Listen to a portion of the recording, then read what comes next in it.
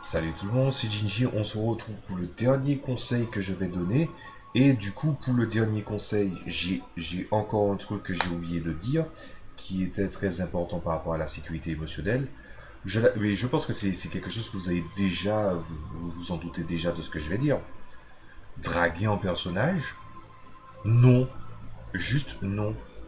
Et je rajouterai même une valeur supplémentaire, c'est que je considère que le maître de jeu doit mettre les limites de ce qui est acceptable ou pas et d'être intransigeant là-dessus.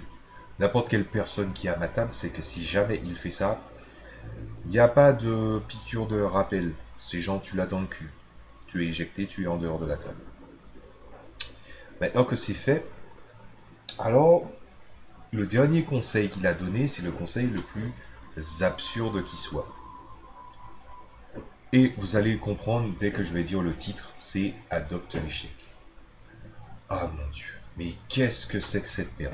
Alors, on va lire ça ensemble. L'échec peut être vraiment embarrassant. Je sais que je peux m'énerver assez vite lorsque les joueurs lorsque les dés me lâchent. Quand j'ai attendu des heures mon tour de jouer à une table pleine de joie, lorsque j'utilise un pouvoir spécial, ou que j'ai parlé hyper longtemps ou décrit une action stylée, et les gros mots sortent assez vite. Et pas ceux qui sont marrants, plutôt ce type est-il sain d'esprit. Et ce n'est pas cool. J'ai rajouté des mots. On devrait plutôt apprendre à gérer l'échec comme un embranchement dans l'histoire, pas un blocage.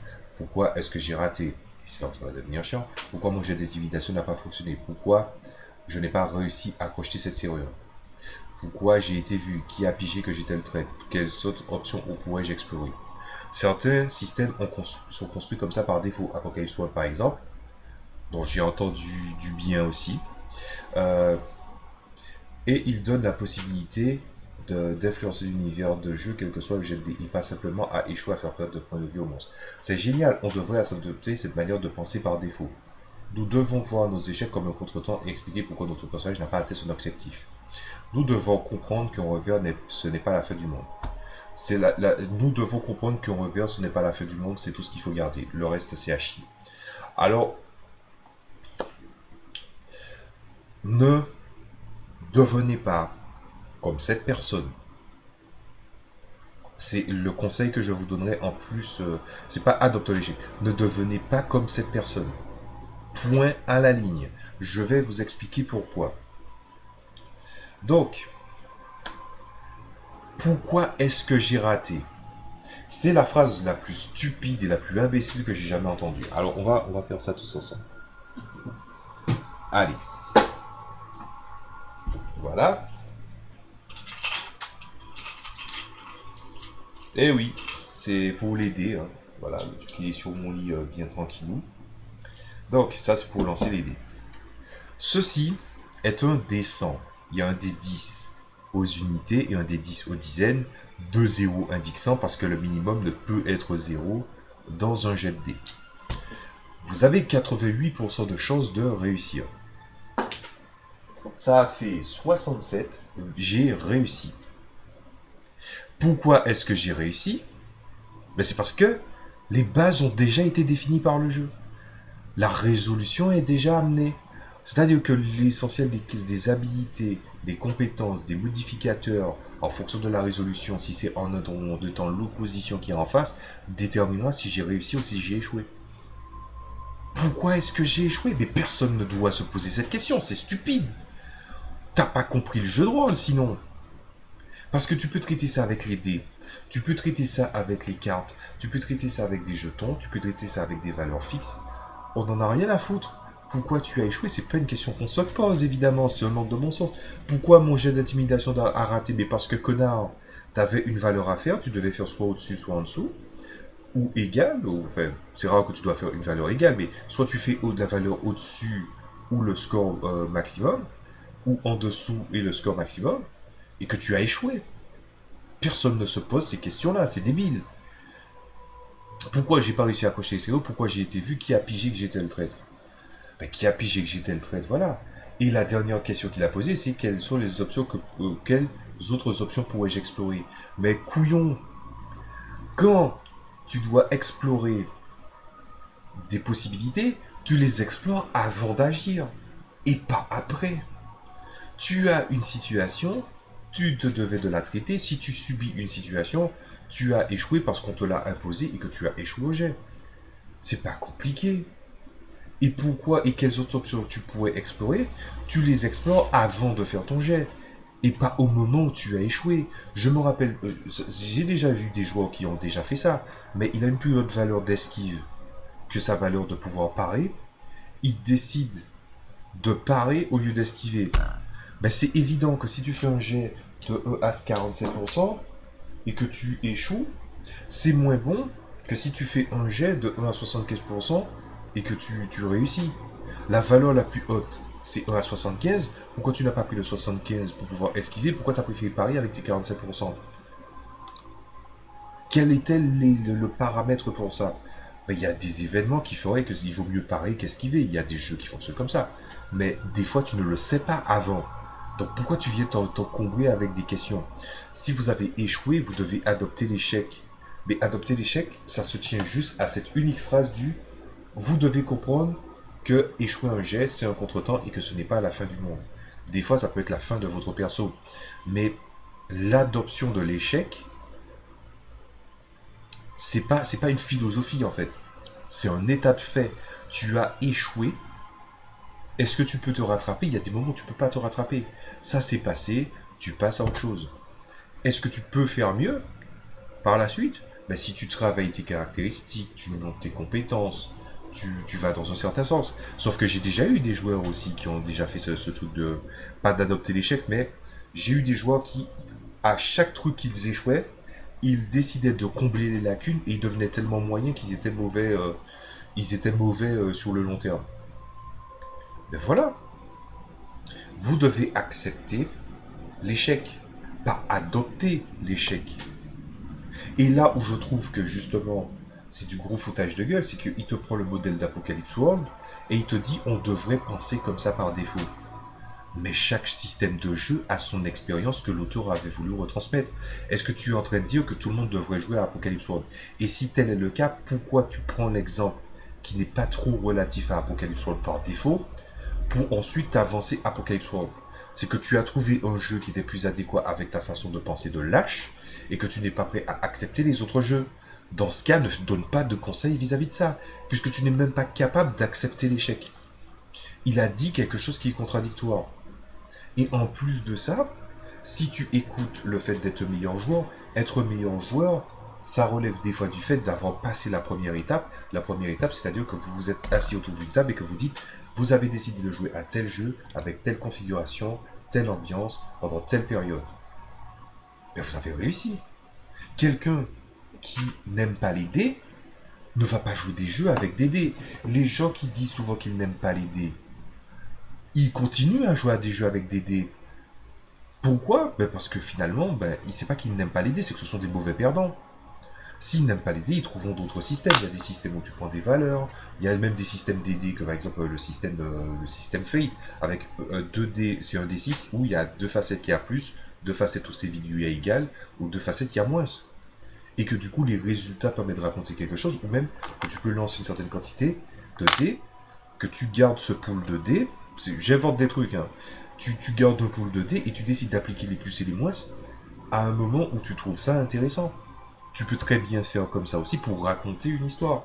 Mais c'est pour des choses bien narratives. Ou bien tu peux prendre des valeurs fixes de dés, et puis tu as un système de jetons de oui, l'autre joueur, il pense que ça serait utile, donc le jeton qui peut donner à une personne pour pouvoir l'aider parce qu'il trouve que sa façon d'agir est intéressante, ce jeton-là, il aurait pu le donner à quelqu'un d'autre pour une autre situation qui pourrait s'envenimer, ça peut avancer. Il y a plein de façons de faire. Mais tu ne dis pas aux gens d'adopter l'échec. Non seulement il ne faut pas adopter l'échec, il faut l'accepter l'échec. Après, ça peut faire mal que tu vois que tu perds un personnage sur une action décisive ou que vous échouez sur une action décisive. Mais l'échec fait partie du jeu. C'est déjà présenté de base. Pourquoi joues-tu au jeu de rôle si tu veux réussir à tout prix tout ce que tu entreprends? La machinerie du jeu de rôle, c'est l'adversité. Le rouage, c'est le verbe.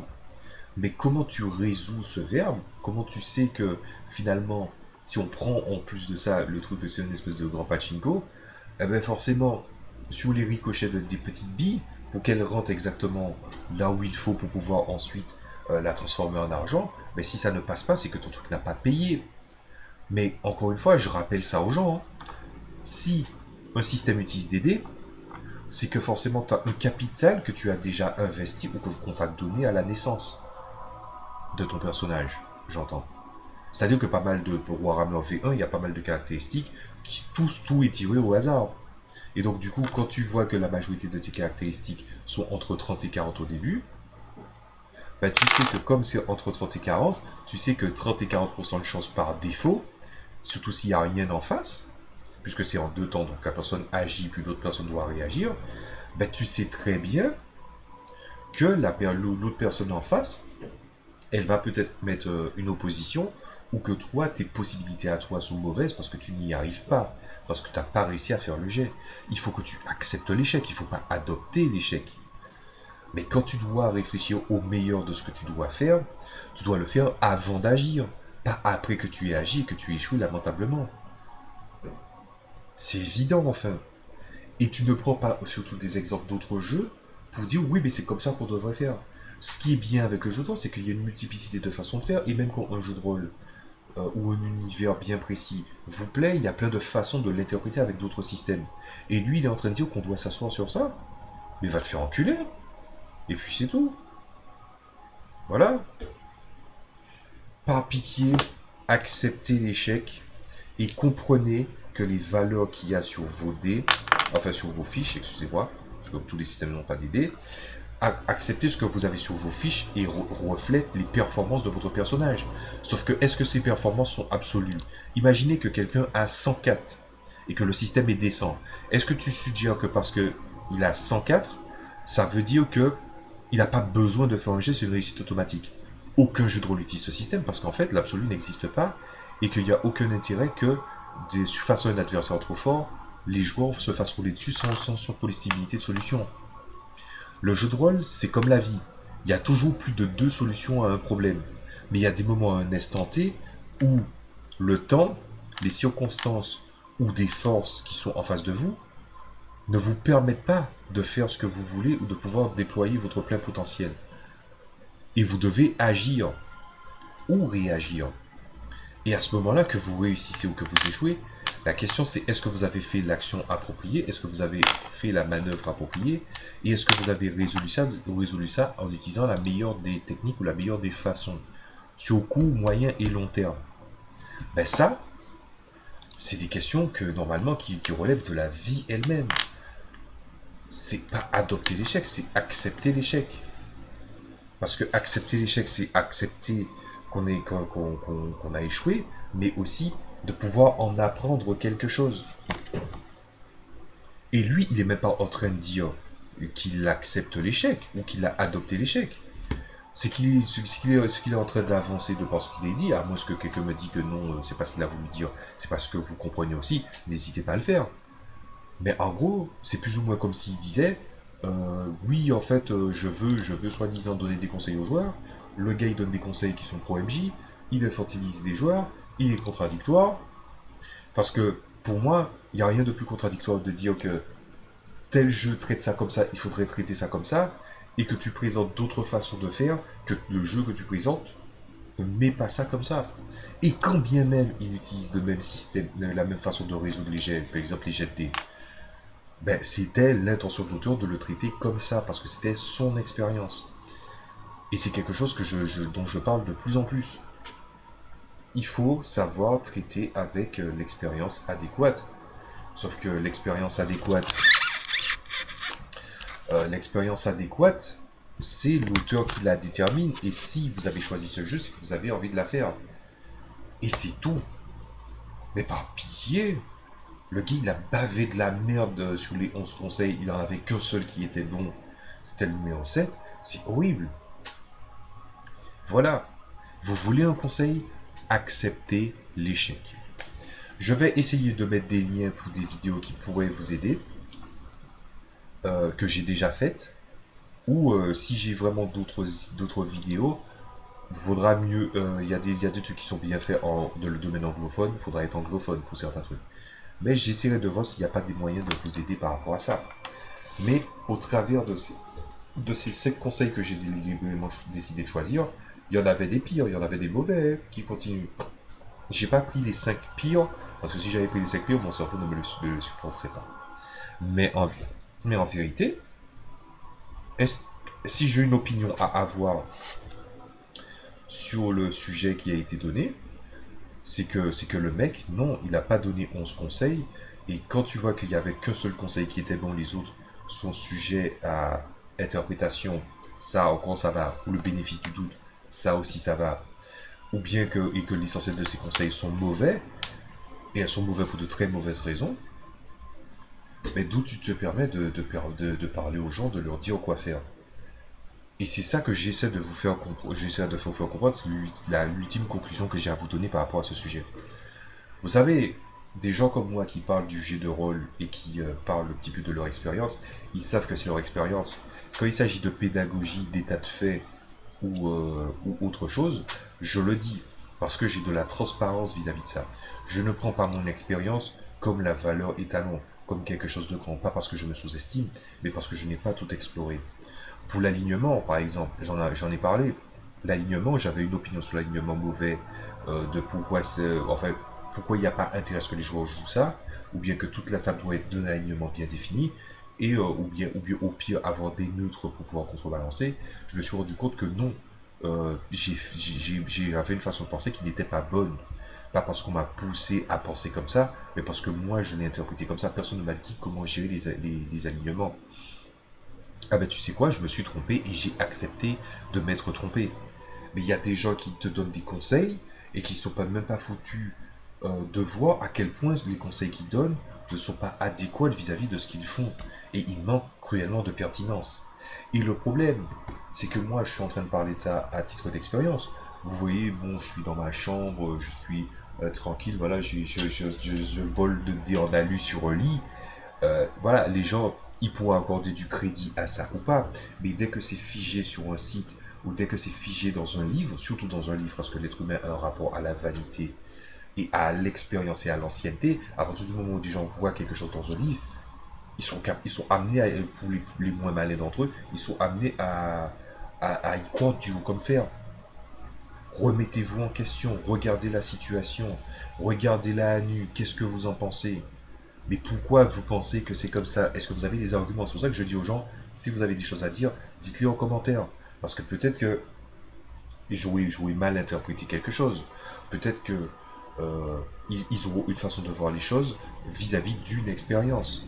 J'ai vu récemment une vidéo de quelqu'un où il expliquait un petit peu en fait son désarroi de voir que les possibilités qu'il a voulu mettre à ses joueurs sont tuées dans l'œuf parce qu'il a décidé il a décidé de tuer le fameux PNJ qui posait problème, le joueur. Vous voyez, c'est comme par exemple les jeux de rôle de super-héros. Ben, c'est chiant, parce que c'est chiant de traiter ça en général, parce qu'en fait, les super-héros, c'est un truc très très codifié, et il faut accepter que tu ne tues pas quelqu'un, d'un coup, il peut revenir à la vie, ça peut être une copie, ça peut être un clone, ça peut être pas mal de choses. Mais ces entourloupes-là, si tu ne les expliques pas en amont à tes joueurs, ou le canon esthétique, ou ce que vous allez faire comme intention de jeu, comme ambiance, si tu n'expliques pas tout ça à la base, ben c'est voué à s'effondrer. Mais par contre, là, on parle de conseils à donner à des joueurs. Et surtout c'est beaucoup plus sensible pour des joueurs débutants. Et est-ce que vous allez donner des conseils? Et puis en fait, les conseils, c'est des conseils qui sont circonstanciels. Ben non. Le coup d'adopter l'échec, c'est même pas, c'est circonstanciel dans la mesure où il te donne des conseils vis-à-vis d'un système par rapport à l'échec, mais par contre, il te donne un exemple d'un jeu où il te dit ça devrait être traité comme ça. Ben non, couillon. Tu te dois de présenter les choses les plus tangibles possibles en matière de conseil pour y aller. Et si tu considères que ton conseil relève d'une opinion, ben tu le dis. Il faut faire preuve de transparence. Donc même moi, vous avez écouté ce que j'avais à dire et mes arguments. Vous êtes des débutants, vous êtes des vétérans. Mais en quelque part, vous n'allez pas écouter du haut comme faire ce que je vous dis, puisque là, je suis en train de persister à vous dire de ne pas le faire. Mais par défaut, quand quelqu'un va vous dire quelque chose, vous vous dites, est-ce que c'est logique ou pas? Est-ce que c'est tangible ou pas? Est-ce que ça a un rapport avec tout ce que j'ai déjà fait en matière de jeu de rôle? Quelles sont les raisons dans lesquelles ça ne s'applique pas? Et vous aurez réfléchi. C'est pour ça que pour quelqu'un qui a soi-disant lu des tas de livres pour être des meilleurs joueurs, des meilleurs metteurs de jeu, ça ne l'a pas aidé. Regardez un petit peu le résultat. Et encore, le résultat n'est pas dû à cause de ces livres-là. Ce que je veux dire, c'est que tout, tout ce qu'il avait, c'est-à-dire sa réflexion, son bon sens, son intelligence, son expérience, tous ces trucs-là ont été mis bout à bout pour faire un article, et que cet article, quand je le lis, j'ai mal à la tête. J'ai passé une quarantaine d'heures sur cet article-là de comment le traiter, comment vous le présenter, parce qu'il y avait tellement de choses mauvaises que je me dis, mais comment tu fais pour ne pas voir à quel point c'est mauvais? Voilà. Vous voulez être des meilleurs joueurs, je vous ai donné des conseils petit à petit et je vous ai expliqué pourquoi ce n'était pas bon. Mais vous devez réfléchir, vous devez vous mettre en question, vous devez faire vos erreurs aussi. Vous devez aller sur les rails. La sécurité émotionnelle, c'est déjà un sujet beaucoup plus complexe. Je l'entends. C'est quelque chose que tu dois expliquer quand même à quelqu'un. L'excart, qu'est-ce que c'est? La sécurité émotionnelle, qu'est-ce que c'est? Pourquoi il ne faut pas expliciter les relations sexuelles? Même si pour certaines personnes, parler de sexe, ça les met vraiment mal à l'aise. Pour d'autres, eh ben, ils sont pas pudiques vis-à-vis de ça. C'est pour ça que l'argument d'une personne bien ajustée qui fonctionne en société, c'est de la merde. Les gens sont différents. C'est pour ça que tu dois avoir une explication la plus claire possible à ton niveau pour que les gens aient la passation de savoir efficace. Sauf que la passation de savoir, vis-à-vis de ce qu'il a dit, bah, elle n'était pas pas si oufissime que ça. Donc après avoir traité cet article et avoir fait enfin une version finale convenable, moi j'ai une chose à vous dire, c'est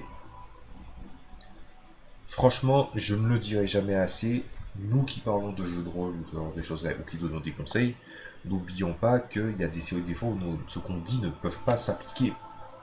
Par exemple, être dans l'intérêt être dans l'intérêt du groupe et du MJ, c'est quelque chose qui apparaît comme évident uniquement si le MJ est un dirigiste.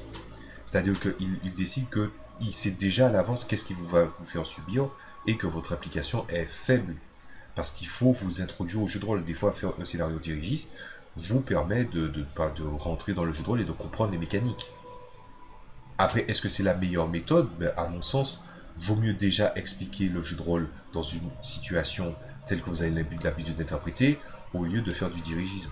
Mais pourtant, ça peut vous faire gagner du temps de traiter ça comme ça. Soyez à l'affût, posez-vous des questions. N'oubliez pas que ce n'est pas de la branlette que de réfléchir autour de médias qu'on consomme. Au contraire, c'est à ce moment-là où on devient un consommateur responsable.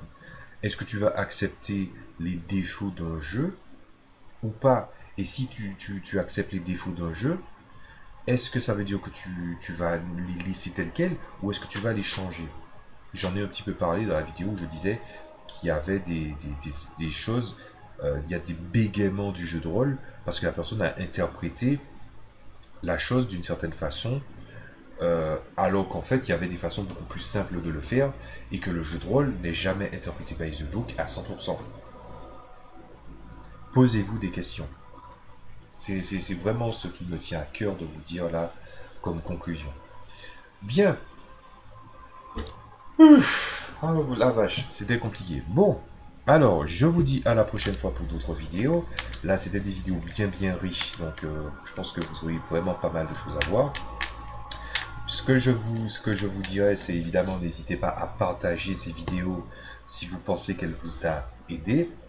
Et évidemment, ne répondez pas en commentaire de l'article que oui, c'est de la merde, patati patata. Je rappelle que l'auteur il est anglophone et qu'en plus de ça, bon, euh, je dis ça parce qu'apparemment il y a des gens qui sont prêts à te vendre le fait que les gens sont responsables de ce que toi tu dis et de ce que toi tu consommes, entre guillemets. Voilà. J'ai pas encore de communauté, mais je me permets de rajouter ça. Et je sais même pas si j'aurai une communauté un jour en vrai, mais je préfère le dire déjà à l'avance. Les gens qui sont. Si vous répondez en commentaire de l'article, soyez respectueux. Quoi qu'il arrive, de toutes les façons, soyez respectueux en général. Mais n'hésitez pas à me dire ce que vous en pensez, n'hésitez pas à partager les vidéos, surtout aux gens qui sont débutants. Ou à l'inverse, peut-être des gens qui ont déjà une certaine expérience et que vous jugez que c'est bien aussi de remettre en question certaines choses.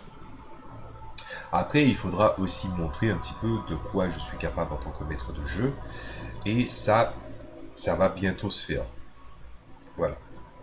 Je vous tease ça un peu, mais c'est presque c'est prévu. Je vais juste pas vous donner de date et je ne promettrai rien. Je vous dis à la prochaine fois. Passez une bonne journée, soirée, bon appétit, bonne nuit. Voilà. Hein, faites-vous plaisir, amusez-vous bien et surtout n'oubliez pas, on vous a donné tous ces conseils-là, vous consommez ces vidéos-là, mais n'oubliez surtout pas que vous devez vous amuser avant tout dans le jeu de rôle. Allez, à plus.